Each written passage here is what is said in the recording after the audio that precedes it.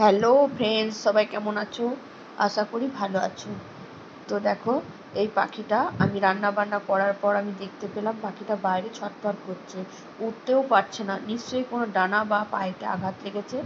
তো দেখলাম এটা কুকুরের পেটে যাবে, তার জন্য তাকে বাড়িতে নিয়ে এলাম। যদি সেবা শুশ্রূষা করে ভালো হয় তাহলে তাকে উড়িয়ে দিতে পারবো।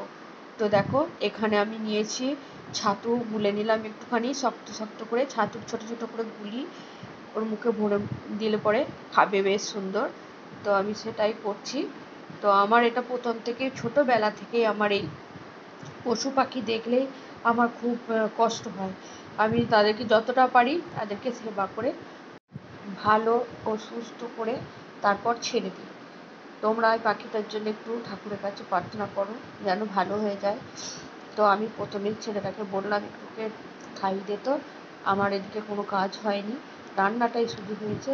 তো রান্না হওয়ার পর আমি চান করতেই যাচ্ছিলাম, তারপরে এটাকে দেখতে পেলাম। তো দেখো কত সুন্দর খাচ্ছে, ছোট ছোট ছাতুগুলি করে দিচ্ছি। তো বলল, আমার ছেলে বলল কি আমি পারবোই না, আমি হাত দিতেই পারবো না। তো আমার এটা অভ্যাস আছে প্রথম থেকে, আমি এটাকে খাওয়াতে লাগলাম। এর আগেও একটা এরকমই ঘুঘু বাচ্চা পাখি ঘরের মধ্যে ঢুকে পড়েছিল ঝড়ের সময়।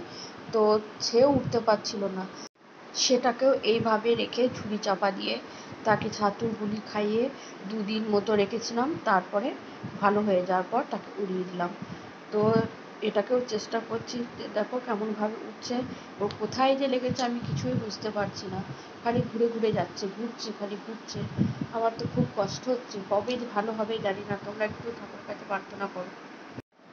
আর একটা তোমাদের ঘটনা বলি, যেটা হলো আমার ছেলে হাড় কাটা যেগুলো মাংস খাওয়ার পর খাসির মাংস করেছিলাম, যেগুলো ভাতের সঙ্গে মিশিয়ে কুকুরকে খেতে দিয়েছিল।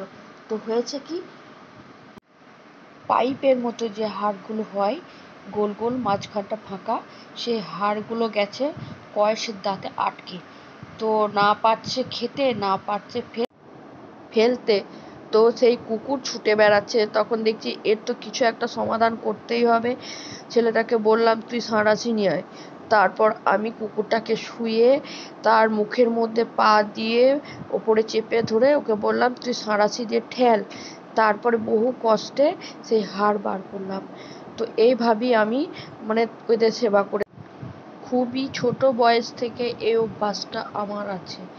তো দেখো কেমন চুপচাপ রয়েছে, উঠতেও পারছে না বেচারি। তো একে নিয়ে সময়টা চলে গেল। তো সেদিন কেচেছিলাম অনেক কিছু জামা কাপড়, চলে এলাম ছাদে। দেখো কত কিছু কাচা হয়েছে, চান করেই চলে এসেছি, চুলটা একটু আঁচড়াতে পারিনি। এরপর তো খেতে দিতে হবে, তাই খুব রোদ, রোদের দিকে তাকাতেও পাচ্ছি না। তো সমস্ত জামা কাপড় এবার তুলে নিয়ে যাচ্ছি, তারপরে খেতে দেব। পাখির পেছনেই তো অনেকটা টাইম গেল না, বাড়তে একটা এক্সট্রা টাইম। তো জানি না কবে ভালো হবে, তোমরা ওর জন্য একটু প্রার্থনা করবে প্লিজ। বন্ধুরা, আমার গলার অবস্থা খুবই খারাপ, ঠান্ডা লেগে গেছে বোধহয়, মাঝে মাঝে কাশি আসছে। তো আমার ভিডিওটা কেমন লাগলো অবশ্যই তোমরা বলবে। তো দেখো কত তাড়াতাড়ি তুলছে, এত রোদের জোর, রোদের দিকে তাকাতে পারছি না। প্রতিদিনের রুটিনের কাজ সময়ের ছকে ছকে, সময়ের সাথে বাঁধা থাকে। যদি একটু উল্টো পাল্টা করি এদিক ওদিক, তো সমস্ত লণ্ডভণ্ড হয়ে যায়। তো ওদিকে পাখি নিয়ে দেখতে গেলাম, তো এদিকটা প্রচুর দেরি হয়ে গেল। তো ওদের সবার চান করা হয়ে গেছে, আমি সবার লাস্টে চান করলাম। পরের ভিডিওতে দেখা হচ্ছে, আজকের মতো টাটা।